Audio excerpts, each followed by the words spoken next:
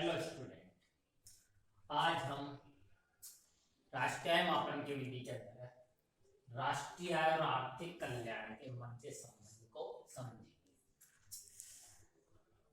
आर्थिक कल्याण होता क्या है? देखा जाए तो आर्थिक कल्याण से अभिप्राय उस कल्याण से है जिसे प्रत्यक्ष या अप्रत्यक्ष रूप से मुद्रा के द्वारा मापा जाता है। सामान्यतः हमारे यहाँ पर कल्याण का मतलब देखा जाए तो व्यक्ति या समाज की संतुष्टि से है। यानी प्रसन्नता क्या है? कल्याण का अर्थ है संतुष्ट होना या प्रसन्नता होना। सामान्यतः हम कल्याण को मुद्रा के द्वारा ही मापते हैं। वैसे भी हमारे यहाँ वैसे तो पहला सुख यदि देखें तो हम बताते हैं कि पहला सुख निरोगी काया, यानी स्वस्थ का होना भी ज्यादा अच्छा। स्वस्थ, तुम कितने स्वस्थ हो। लेकिन यहाँ कल्याण को इकोनॉमिक्स में भी देखा जाए तो कल्याण को हम मुद्रा से मापते हैं। और राष्ट्रीय आय और आर्थिक कल्याण में देखा जाए तो घनिष्ठ संबंध होता है। ये माना गया है कि जैसे जैसे राष्ट्रीय आय बढ़ती है वैसे वैसे हमारा आर्थिक कल्याण बढ़ता है, क्योंकि राष्ट्रीय आय बढ़ेगा, निश्चित रूप से राष्ट्रीय आय बढ़ेगी, प्रति व्यक्ति आय बढ़ेगी, और प्रति व्यक्ति आय बढ़ेगी तो निश्चित रूप से हम उपभोग वस्तुएं अधिक मात्रा में खरीद सकते हैं। इसलिए आर्थिक कल्याण और राष्ट्रीय आय में घनिष्ठ संबंध है। राष्ट्रीय आय के बढ़ने के साथ साथ आर्थिक कल्याण भी बढ़ता है। इस प्रकार यदि हम देखें तो राष्ट्रीय आय का वितरण जितना समतापूर्ण होता है, समानतापूर्ण होता है, आर्थिक कल्याण उतना ही अधिक मात्रा में होता है। राष्ट्रीय और आर्थिक कल्याण के मध्य संबंध को हम निम्न बिंदुओं के आधार पर संक्षेप में समझ सकते हैं। राष्ट्रीय आय का लोगों की संतुष्टि से घनिष्ठ संबंध है। अतः हम कह सकते हैं राष्ट्रीय आय का वितरण जितना समान होता है, आर्थिक कल्याण उतना ही अधिक होता है। यानी राष्ट्रीय आय का वितरण इस प्रकार से हो कि लगभग प्रति व्यक्ति आय न ज्यादा अधिक हो न ज्यादा कम हो, सभी की आय समतापूर्ण होनी चाहिए। दूसरा, आय की जो विषमता होती है वो हमारे समाज में देखा जाए तो आर्थिक अकुशलताएं उत्पन्न करती है।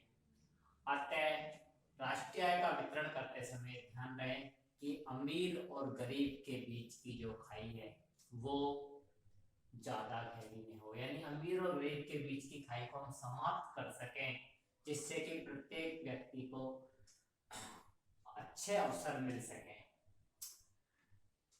दूसरा, देखा जाए तो राष्ट्रीय आय का वितरण इस प्रकार किया जाए कि व्यक्ति को न्यूनतम व्यय पर अधिकतम संतुष्टि प्राप्त हो। यानी देखा जाए तो विशेष रूप से हमारी आय के अनुसार हमें संतुष्टि मिले, खर्चे लगभग कम हो देखा जाए तो, और कार्यस्थल की दशाएं भी श्रमिक के अनुकूल हो तो आर्थिक कल्याण में वृद्धि होती है। क्योंकि बहुत सी जगह इस प्रकार की स्थिति होती है कि जो श्रमिक को जितना पैसा मिलता है वो अधिकतर उनकी बीमारियों पर ही खर्च हो जाता है, क्योंकि कार्यस्थल जहाँ वो काम कर रहा है वहाँ की दशाएं इतनी अच्छी नहीं होती, वो बहुत सारी बीमारियों से ग्रसित हो सकता है। जैसे हम कंबल फैक्ट्री का उदाहरण लें कि जहाँ पर वो व्यक्ति काम करता है वो एक तरह से लास्ट में इस प्रकार की बीमारी से ग्रसित हो जाता है कि वो अधिकतर पैसा अपने बीमारियों पर ही व्यय कर देता है। तो इस प्रकार से राष्ट्रीय आय का आर्थिक कल्याण के मध्य संबंध को हम स्पष्ट रूप से समझ सकते हैं। राष्ट्रीय आय का आर्थिक कल्याण के साथ संबंध को यदि हम वर्तमान में देखें तो आर्थिक कल्याण को पर्यावरण की दशा के साथ जोड़कर भी देखा गया है, और इसके लिए हमारे यहाँ पर अर्थशास्त्र में हरित लेखांकन का प्रयोग किया गया है। हरित लेखांकन यानी इसके अंतर्गत हम पर्यावरण की हानि का अध्ययन करते हैं कि किसी भी देश में आर्थिक विकास होता है तो उसमें पर्यावरण को क्या नुकसान होता है देखा जाए तो।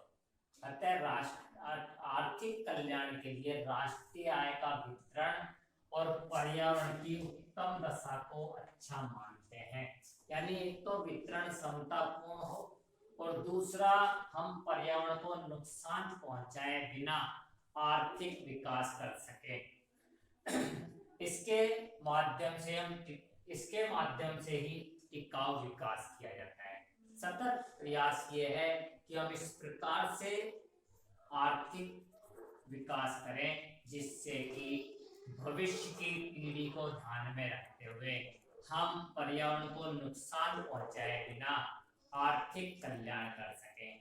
अतः स्पष्ट है, राष्ट्रीय आय बढ़ती है, प्रति व्यक्ति आय बढ़ती है। प्रति व्यक्ति आय बढ़ती है, आर्थिक कल्याण में वृद्धि होती है। लेकिन आर्थिक कल्याण के साथ साथ हमारे पर्यावरण को भी ध्यान में रखना चाहिए, जिससे कि आने वाली भावी पीढ़ी भी उसका लाभ उठा सके।